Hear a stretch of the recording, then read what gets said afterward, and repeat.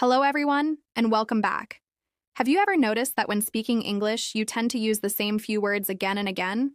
Words like yes, no, sorry, thank you, and okay appear in almost every conversation.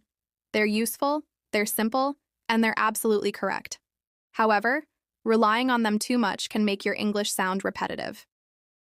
Today, we're going to explore some natural alternatives that native speakers use every day. By adding these expressions to your vocabulary, you'll sound more confident, more fluent, and much more natural in conversations. Let's start with the word yes.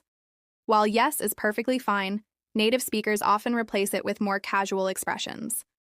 One of the most common is yeah. In everyday conversations, you'll probably hear yeah more often than yes. It's relaxed, friendly, and easy to use. You might also hear yep, which is another informal way of saying yes. If someone asks whether you've completed a task, responding with yep sounds natural and conversational. When someone asks you for help or requests something from you, words like sure and certainly are excellent alternatives. Sure feels friendly and informal, while certainly sounds more polite and professional. Another useful expression is of course.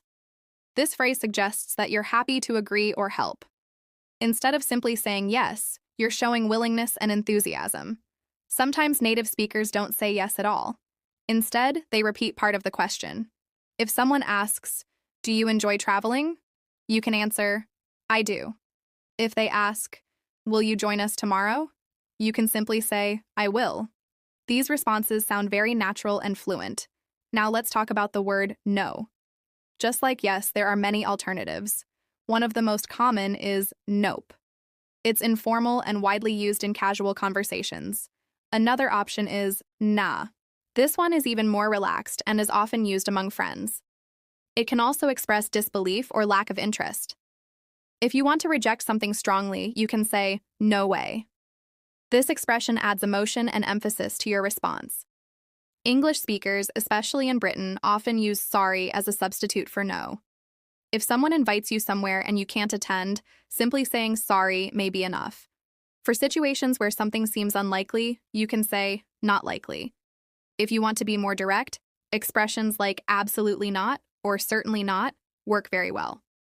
When you need to decline something politely, phrases such as I'm afraid not or unfortunately not sound professional and respectful. You may also hear people say, if only. This expression suggests that they would like to do something but are unable to. And if someone offers you something that you're not interested in, saying I'll pass is a polite and natural way to decline. Moving on to apologies, many English learners rely heavily on the word sorry. While there's nothing wrong with that, there are several other ways to express regret.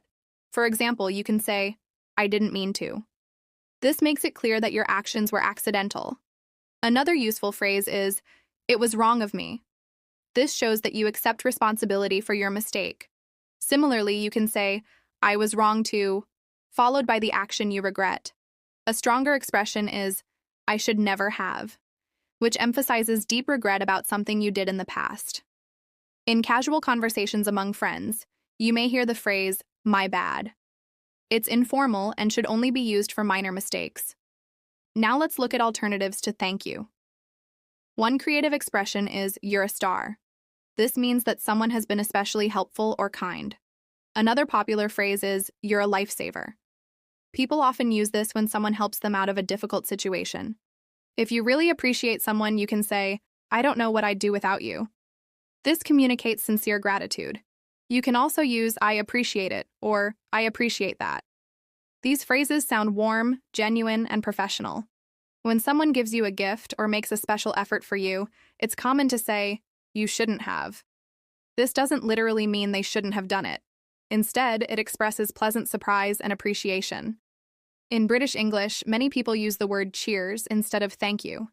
It's extremely common in everyday conversations. Some people also use ta, although it's very informal and mainly heard in certain parts of the UK.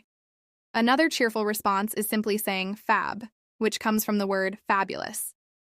Finally, let's talk about the word okay. One fun alternative is okie dokie. It's informal and often used among friends or family members. You can also say all right, which has nearly the same meaning as okay.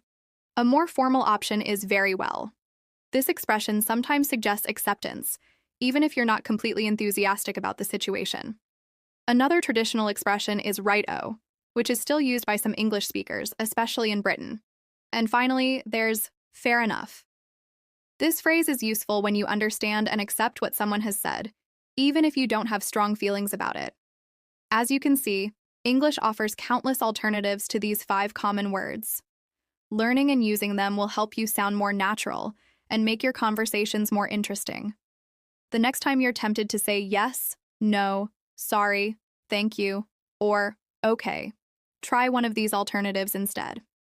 With practice, they'll become a natural part of your everyday English, and you'll notice your fluency improving with every conversation.